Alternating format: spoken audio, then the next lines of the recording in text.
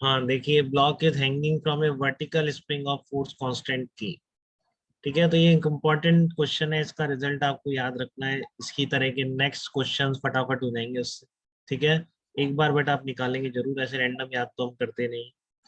तो block is hanging from a vertical spring of force constant के, और natural length है स्प्रिंग की है इनिशियली। नहीं, इनिशियली अगर ये चुपचाप हैंगिंग है तो स्प्रिंग नेचुरल लेंथ पे नहीं हो सकती है, पता है। ठीक है ना, एक सीलिंग से आपने इस तरह का ब्लॉक हैंग कर रखा है। तो अरियन बताइए, स्प्रिंग का एक्सटेंशन कितना होगा अगर इस तरीके से ब्लॉक को हैंग कर रखा है सीलिंग से, और ब्लॉक रेस्ट पर है, तो एम एक्सटेंशन हाँ एम कितना? जी वाई के। एम जी वाई के। ठीक है ना, सिंपल फोर्स बैलेंसिंग से लिख सकते हैं आप k x equilibrium is equal to m g, तो एक्स इक्विलिब्रियम आ जाएगा एम जी वाई। ठीक है, तो block is hanging from a vertical spring of force constant k, तो find out work done by external force in slowly pulling the block down by distance y. ठीक है, find out work done by external force in slowly pulling the block down by distance y।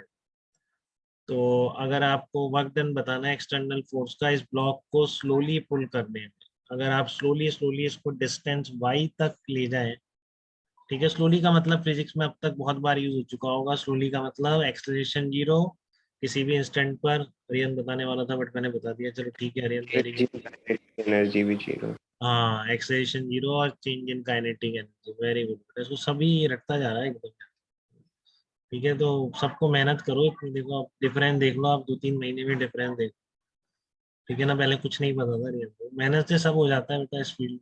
शुरू की 400-500 rank तो होती है, जो अपने आप ही लेके आती है भगवान से, बाकी सब मेहनत, जो जितनी कर लेगा उतना ऊपर पहुंचे। ठीक है ना, find out work done by external force in slowly pulling the block down by the distance y.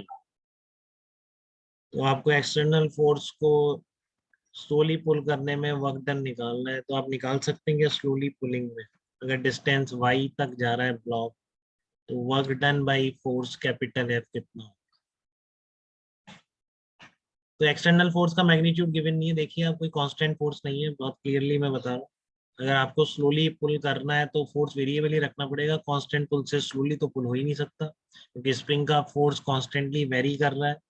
ठीक है, एम जी फोर्स कांस्टेंट है, तो अगर आपको उसका एक्सलरेशन हमेशा जीरो रखना है, ठीक है, तो आपका फोर्स एक्सटर्नल भी क्या हो जाएगा, वेरिएबल हो जाएगा। तो पहले तो ये बात दिमाग से निकाल दीजिए कि आप इसको एक कांस्टेंट फोर्स से पुल कर। ठीक है, आपको जस्ट स्प्रिंग कांस्टेंट गिवन है, मास गिवन है, और आपको डिस्प्लेसमेंट वाई गिवन है, जब तक कि आपको वर्क लिखना है एक्सटर्नल फोर्स का। ठीक है, बट एक्सटर्नल फोर्स इस तरह से लग रहा है कि वो आपके इस ब्लॉक में कभी भी एक्सेलरेशन नहीं आने दे। ठीक है, तो डेफिनेटली क्योंकि एम जी कॉन्स्टेंट है, एक दूसरा स्प्रिंग फोर्स है और वो वेरी कर रहा है, तो कैपिटल एफ को वेरिएबल होना ही पड़ेगा। ठीक है, कैपिटल एफ को वेरिएबल होना ही पड़ेगा। तो कितना आ रहा है आंसर बताया कि किसी ने मुझे, कि स्लोली पुलिंग में वर्क डन कितना आ रहा है, अगर वाई डिस्टेंस तक इस ब्लॉक को डिस्प्लेस करें तो एक्सटर्नल फोर्स को कितना वर्क करना पड़ेगा, बताइए। एक्सटर्नल फोर्स को कितना वर्क करना पड़ेगा, कैसे लिखेंगे आप इस एक्सटर्नल फोर्स का वर्क? चुपचाप हैंगिंग ब्लॉक है ये, ठीक है, फिर आपने इसको पुल करना शुरू किया, स्लोली पुल करना है, लिखा हुआ है क्लियरली, तो वाई डिस्टेंस तक जाने में work done by external force कितना हो। क्या करें इसमें, कैसे स्टार्ट कैसे करें इस प्रॉब्लम को?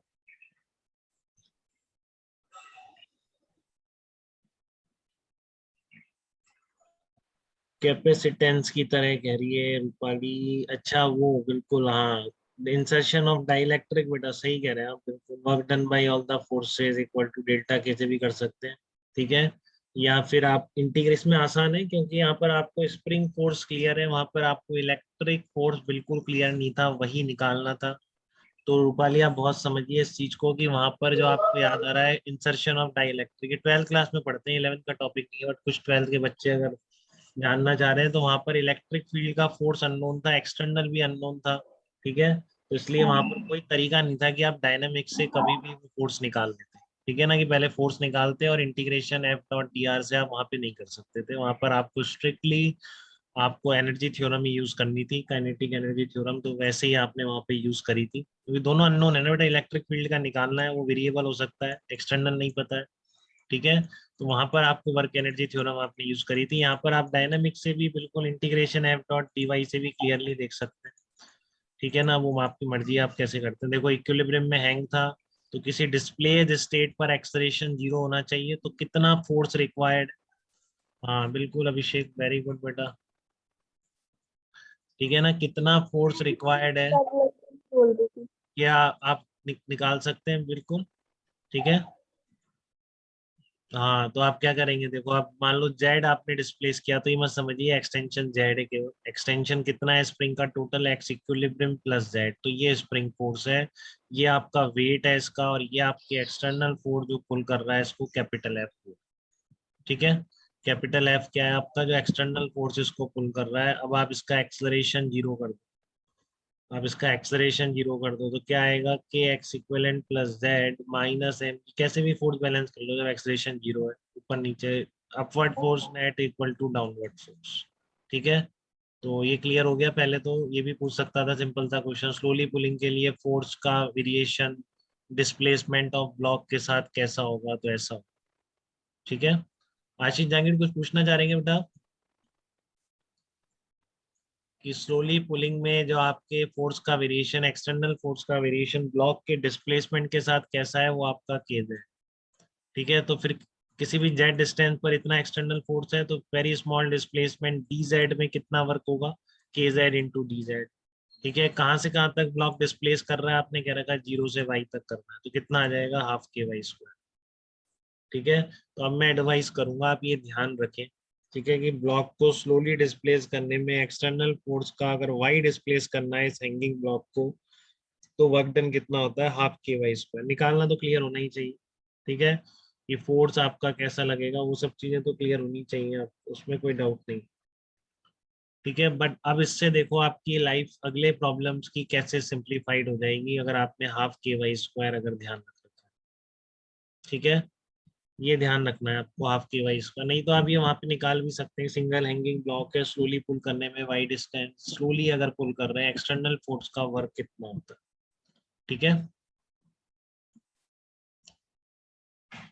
कोई डाउट तो नहीं है बेटा किसी को इस प्रोसेस में, एकदम क्लियर है। सर वो कैपेसिटेंस वाला सर मैं सीरीज पैरेलल के फॉर्मूले के लिए बोल रही थी। अरे नहीं, मुझे लगा आप वहां से लिंक कर रहे हो डाइलेक्ट्रिक को स्लोली इंसर्शन में जो हमने वर्क निकाला। ठीक है ना, सीरीज पैरेलल तो ठीक है आपका वैसे फार्मूले, बट वहां पे भी हमने करा था ना बेटा, डाइलेक्ट्रिक स्लोली जा रहा है, तो यस उस यस। पर वर्क हमने वहां पे वर्क एनर्जी थ्योरम करी थी, वहां पर हम कर ही नहीं सकते थे फोर्स निकाल, एनर्जी से ही, एनर्जी थ्योरम से ही हम वहां पर फोर्स निकाल पाए इलेक्ट्रिक फील्ड, नहीं निकाल ही नहीं पाए। ठीक है ना, ये ये मैं, सर वहाँ पे फोर्स निकालना था इसलिए। हाँ, और आपको वही दोनों ही अननोन हो गए थे, एक्सटर्नल तो पता ही नहीं था, वो आपने लिया इस तरह से है कि वो इलेक्ट्रिक फील्ड का फोर्स बैलेंस कर। ठीक है, तो ये बात क्लियर है, इसमें कोई डाउट नहीं है किसी को। आशीष जांगिड़ कुछ कह रहे हैं बेटा आप,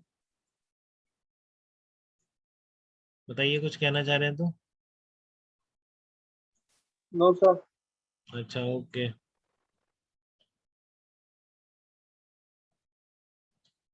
हाँ देखो आर को एक्सप्रेशन भी याद है, epsilon nought b v square के minus one upon two d, very good Hardeep.